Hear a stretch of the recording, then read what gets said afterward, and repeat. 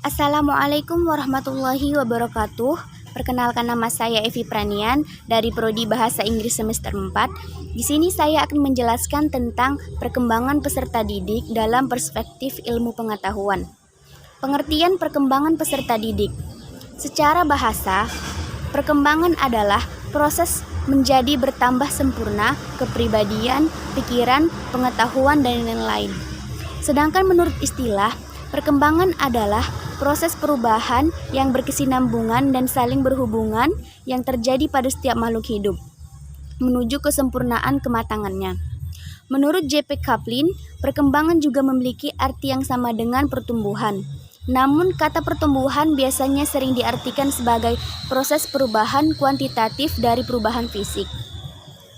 Adapun yang dimaksud dengan peserta didik adalah anggota masyarakat yang berusaha mengembangkan dirinya melalui pendidikan pada jalur, jenjang, dan jenis pendidikan tertentu. Jika perkembangan dipahami sama dengan pertumbuhan, maka dari pengertian di atas dapat disimpulkan bahwa perkembangan peserta didik adalah proses perubahan fungsi-fungsi jasmani dan psikis, sosial, kepribadian, pikiran, pengetahuan, dan lain sebagainya. Peserta didik yang berkesinambungan dan berhubungan menuju kesempurnaan kematangannya. Fase-fase perkembangan peserta didik. Fase perkembangan adalah penahapan atau periodisasi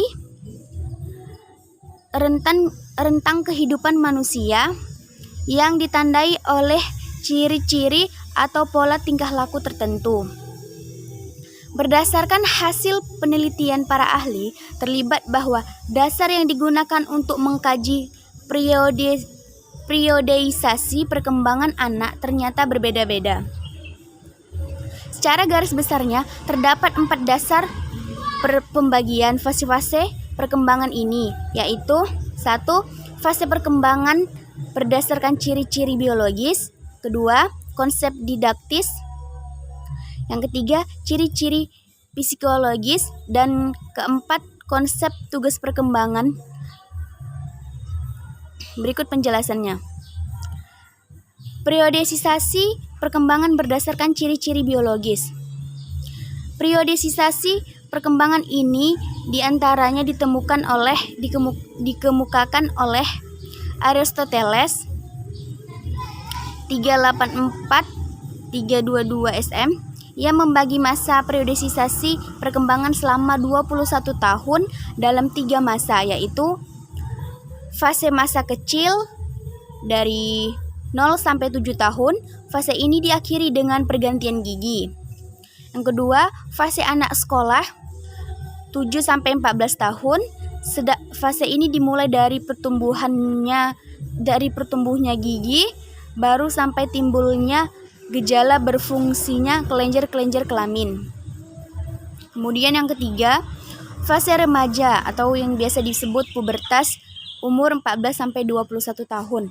Disebut masa peralihan diri anak menjadi seorang dewasa.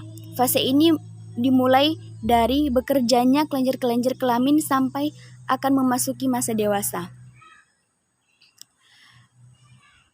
Maria Montessori.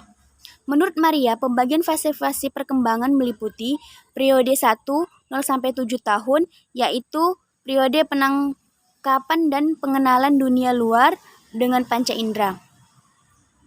Periode 2 7 sampai 12 tahun, yaitu periode abstrak di mana anak-anak mulai menilai perbuatan manusia atas dasar baik dan buruk. Yang ketiga, periode 3 12 sampai 18 tahun, yaitu periode penemuan diri dan kepekaan sosial. Periode 4 18 ke atas, yaitu periode pendidikan tinggi. Elizabeth B. Hartlock membagi perkembangan individu berdasarkan konsep biologis atas 5 fase, yaitu fase pertama, fase prenatal, sebelum lahir, mulai konsepsi sampai proses kelahiran. Yang kedua, fase infansi, oro atau masa kecil, mulai lahir sampai usia 14 hari. Fase babyhood, bayi, mulai dari 2 minggu sampai sekitar umur 2 tahun. Fase childhood, anak-anak, mulai usia 2 tahun sampai usia pubertas.